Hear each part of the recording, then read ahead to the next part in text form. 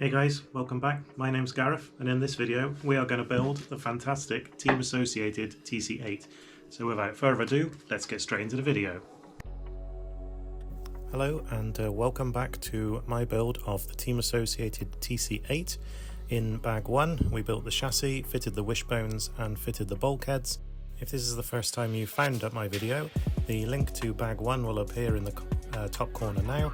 So that'll get you up to speed of where we are in the build. So bag 2 is quite long. It builds the diff, the spool, attaches the motor mount and builds the spur gear mount.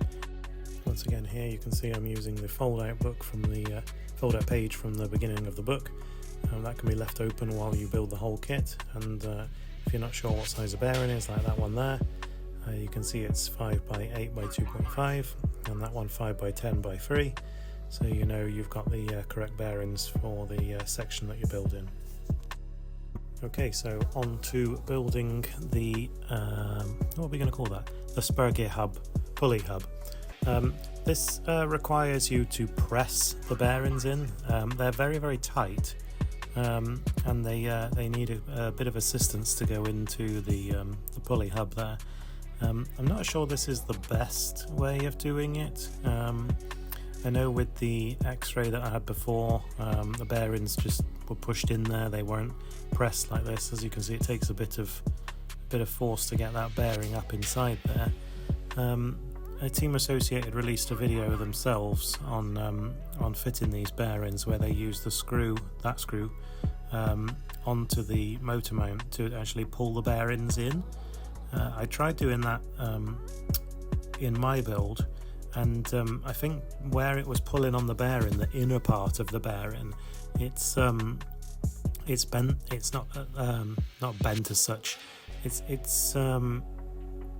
disformed the bearing a little bit, and the bearings when I built this, they were a little bit like notchy. They weren't as smooth as they could have been. So when I came, those bearings actually collapsed 2 meetings in, and the small bearing on the front there actually collapsed, and the little tiny ball bearings came out, and it killed 2 spur gears doing it. But the second time I built it, I took the larger bearing at the back there and just placed it flat on my workbench and just gave the top a tap with it was a copper hammer with a hide side. So it's a very soft hide on the one side, and then just tap the hub down on top of the bearing. That seemed to seat the bearing fully down into the hub there without damaging the bearing at all. They're still spinning freely, and it hasn't murdered any spur gears this time round. And then the small one on the front there, I used the blue spur gear screw. It's not really a screw. It screws into the hub, and it secures the spur gear onto the plastic gear, the idler gear in the middle. So I used that without the rubber ring on, and it just pushes in the bearing, and it pushes it on the outer edges rather than pushing the inner edges, which is what damaged it the first time. But I think that's a much better way of pushing that smaller front bearing into the hub without damaging it. It spins freely now, whereas when I built it in the video it was notchy, and like I said, it did fail. But yeah, that's a little tip there. I'll see if I can remove the bearings. Aren't the easiest thing to remove either, but if I have to refit any more, I'll make a video on how to do those. Okay, on to the second part of fitting bearings to the motor mount. There are 2 of the small bearings, the same as the ones that went into the hub here, that fit with that pinion gear shim in between them, and they just keep the belts held nicely towards the idler gear in the middle. I guess that makes sure they're always as tight as to the gear pulley there in the middle as they can be. They're simply just bolted on. I popped a little bit of thread lock on there. I don't think that screw's ever going to come out in maintenance, so yeah, it just helps it all stay together when it's racing.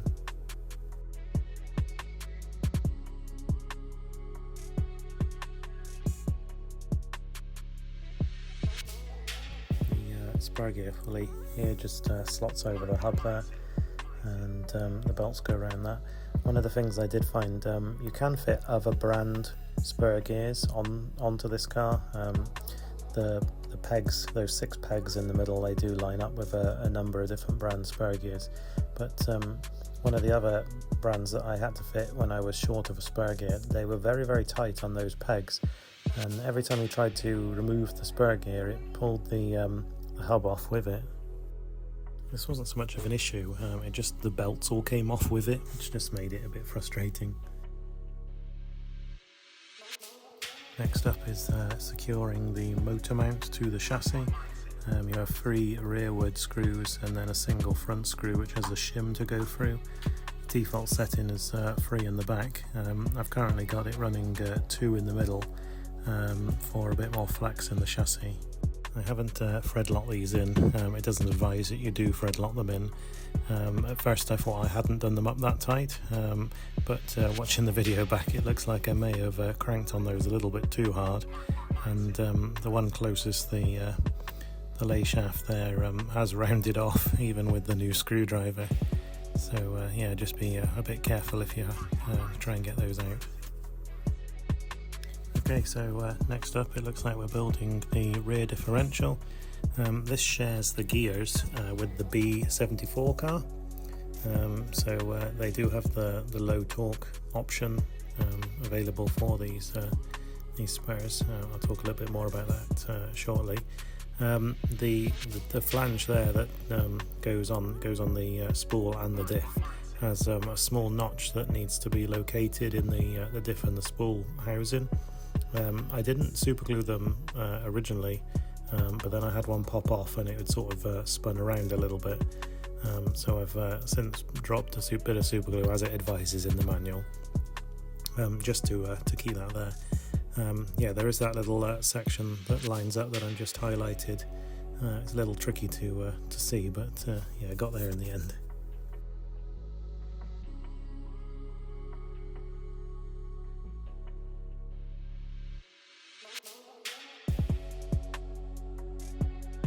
As with all the silicone O-rings that I use on the car, I do make sure that they're covered in the 1-up blue grease. There, it just makes them move a bit more smoothly on the outdrives and stops them swelling as much when they're in contact with the silicone oil. You can get those from pickoneup.com.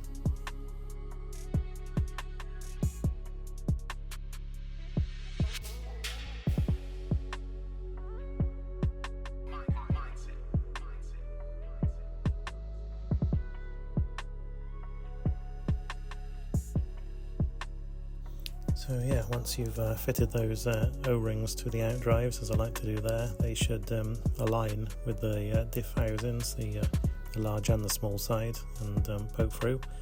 And it does say to add on the washer there. There's 2 thicknesses of washer, the 0.2 and the 0.1, so make sure you've got the correct one there. It uses the 0.1 previously when we came to fit the lay shaft pulley onto the motor mount, but you need the 0.2 slightly thicker ones for the diffs.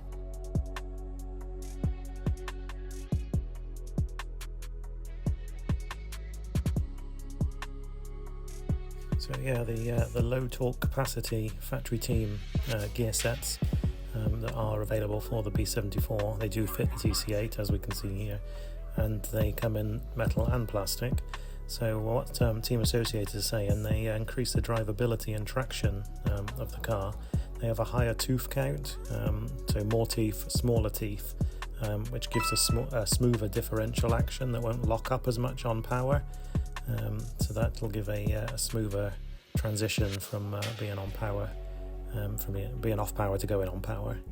So yeah, it's been reported from other drivers that the new the low torque gears, the car tracks straight out of turns a little bit better, while allowing it to rotate more freely in the tight turns. So maybe something I'll be trying later on once I've got the car dialed in and running how I like it. When it comes to fitting that small pin down into the diff cup there, it's handy to have a good set of pliers, and the ones I'm using here are from Centro RC. They do a straight set of pliers and a curved set of pliers, and they're really good value for what they are. But yeah, they're pretty essential for getting that pin down into the diff there.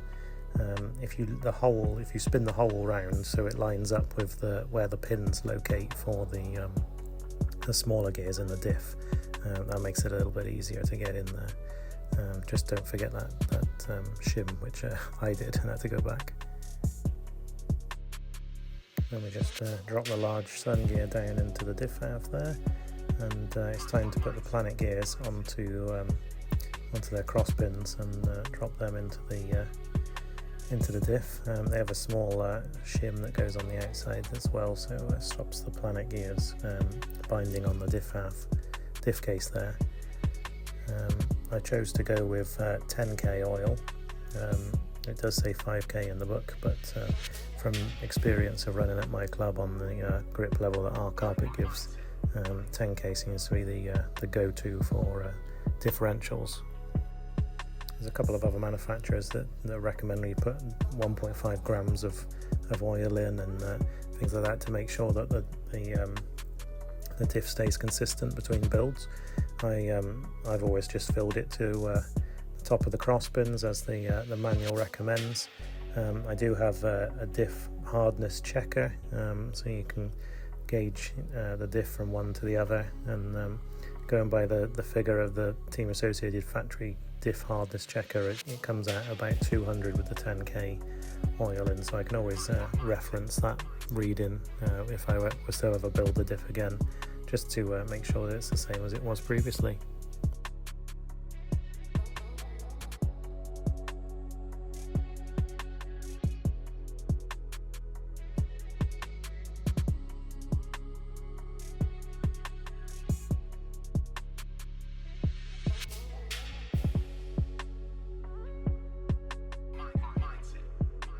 As the manual suggests, it's a good idea just to pop a bit of black grease, which I think is the same as the blue greases I've been using, just to put a tiny smear on the gasket there, just to ensure the best seal.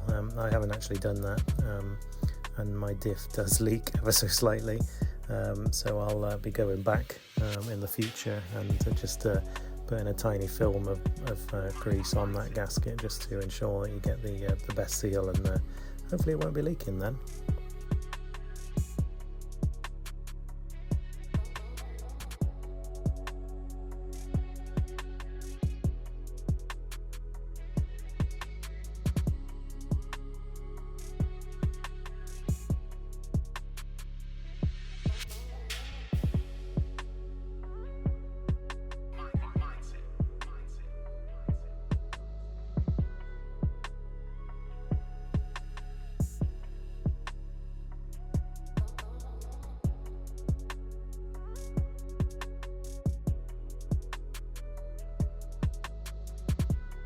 The last thing to do then is just to pop these 4 screws in the top.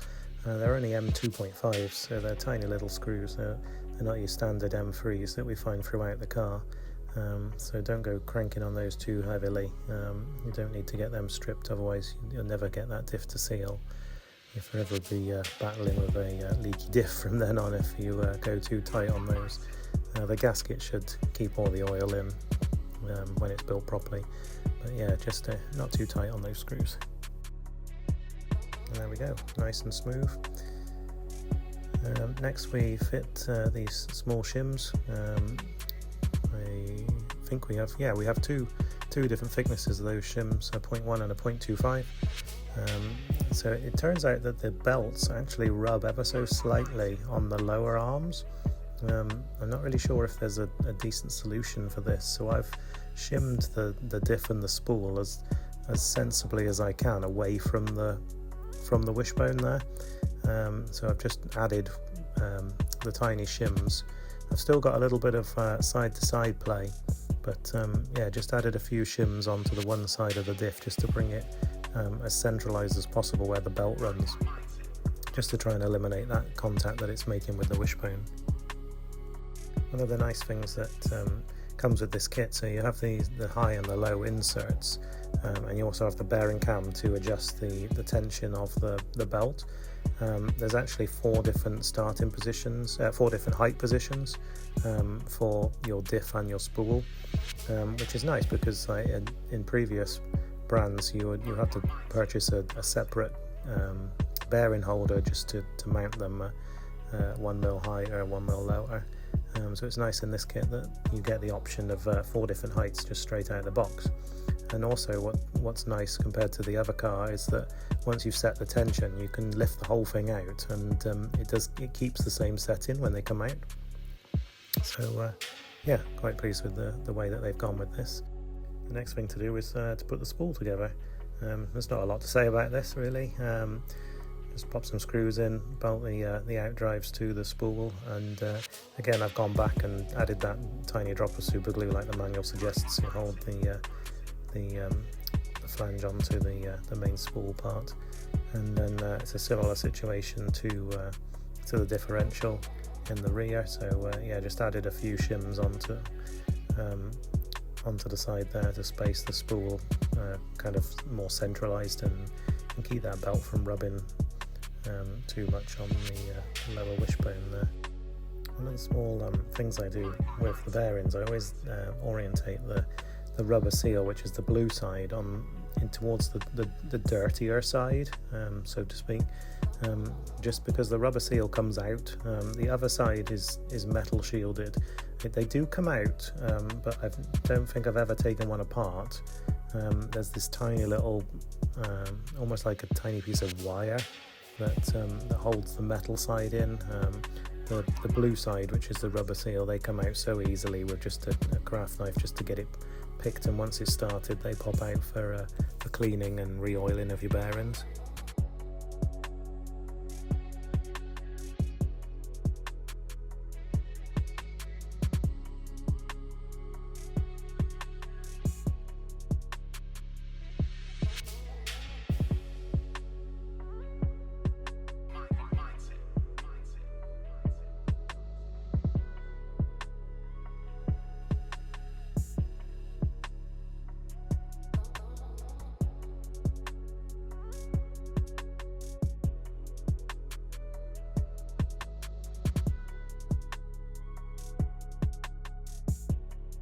So onward to fitting the belts. The Team Associated TC8 uses the standard 351 tooth belts, which should mean that any brand of belts will fit this car. They all share the same length belts between various brands. So yeah, if you wanted to go for the white belts, which as at the time of making this video, Team Associated don't offer any factory team white belts just yet. It'd be cool if they come along with some extra ones in the future and see if we get some more options for this car. But yeah, for the time being we've just got the standard black belts. Whether or not those white high performance ones make any difference, I don't know how you would gauge that, but yeah, I've still got the black belts fitted now, and they seem to be very smooth and quiet on the track. But yeah, those are the ones that come in the kit. And yeah, the bearings, not the bearings, the cam that the bearings sit in, you just rotate that one way or the other to tension or slacken the belt if you've got it too loose or too tight. And then the diff or the spool just slots in on those holders, and yeah, that's pretty much it.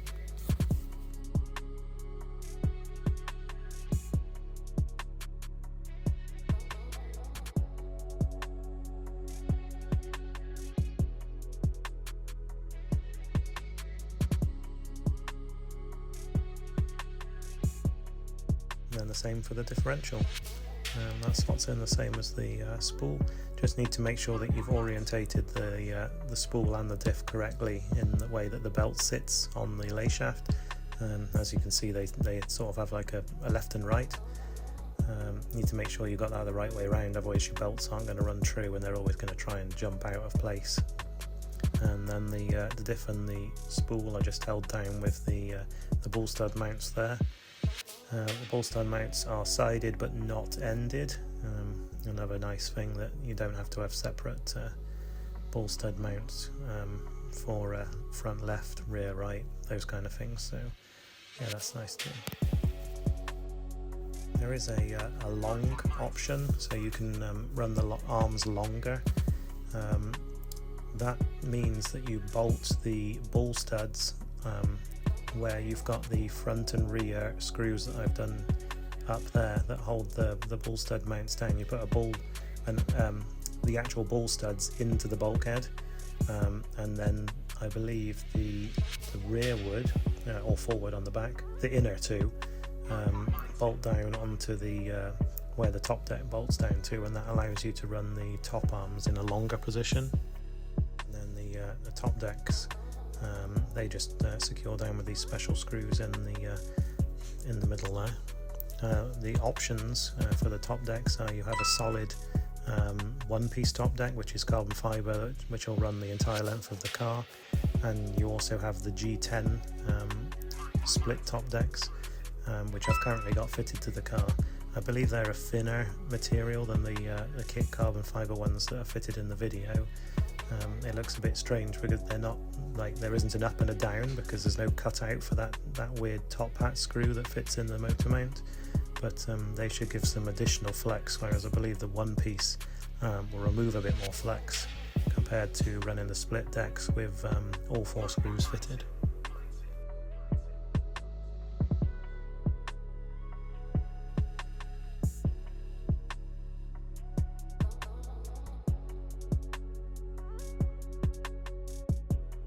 So there we have it, the end of bag 2. If you've watched this far and you're still interested in how the build's going, I'll get to work on bag 3. Hopefully that won't take too long to put together. But yeah, the car's starting to take shape now. Top deck's on, diffs in, centre drivetrains all in the car now. So yeah, it's really starting to take shape. Yeah, so hopefully you'll join me for bag 3.